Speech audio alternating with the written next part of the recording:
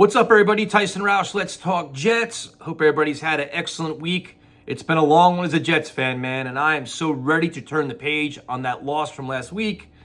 The Davante Adams rumors are heating up, and I apologize for not making a video sooner. I've been swamped with work, but the rumors don't surprise me whatsoever. This has been going on ever since Aaron Rodgers came here, the trade deadline last year, the entire offseason, where it was pretty obvious Adams was kind of frustrated being a Raider. He wants to play with a team that can actually win and a quarterback he trusts. So that instantly goes to Derek Carr and Aaron Rodgers.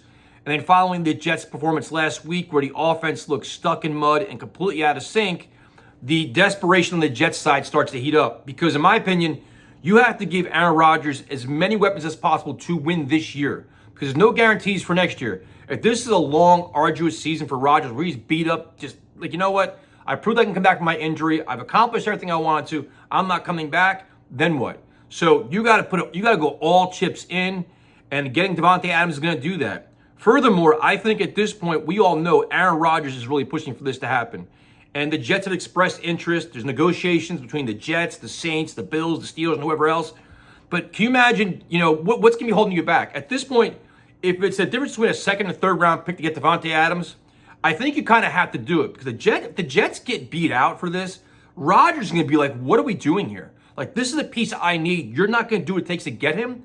Rodgers will be disgruntled. And again, he is the face of your franchise. He's the leader of your locker room. And you cater to him. That's what you do, especially when you have the resources. So in terms of draft compensation, I'm thinking a third round pick, maybe throwing like a third round pick the following year, whatever. Maybe it's 2 picks. If you want to throw in a young player, it's not going to be Garrett Wilson. I highly doubt it's going to be Corley. It's not going to be Reddick, in my opinion. Why would a team want to inherit Reddick? He's a problem. He's going to cost a lot of money. He's a problem and everything else. But the draft compensation doesn't bother me whatsoever. Then it comes down to money.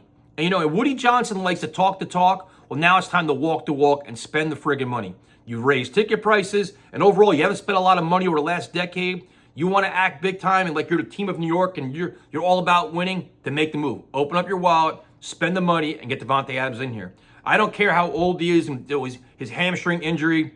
What he does is he's an instant weapon on offense. He's also a tremendous asset for Garrett Wilson to help him fine-tune his skills, understand the route tree, understand the offense, do everything else. It's not like, Davante Adams comes here and Garrett Wilson becomes a non-factor. It makes everybody better a lot faster. I think he's a plug-and-play guy. He comes in within a week, you could play him, and he's going to make plays. And I think it's what you need. Like I said, it's the Jets right now. It's desperate times, desperate measures. You're selling your soul for a championship. You've got to be all in. I don't care about cap space. I don't care about compensation because you just know the aftermath if you don't get him. So listen, as many options and weapons as possible, and then if it's like swing big. If it doesn't work out at the end of the season, you're going to be gone anyway. So I'd rather go for it all. And I think Joe Douglas realizes that. And I would be absolutely shocked if the Jets screw this up. I would be. Because there's no turning back. You have a pissed off quarterback, a pissed off fan base, and an offense that could still be stuck for another couple of weeks.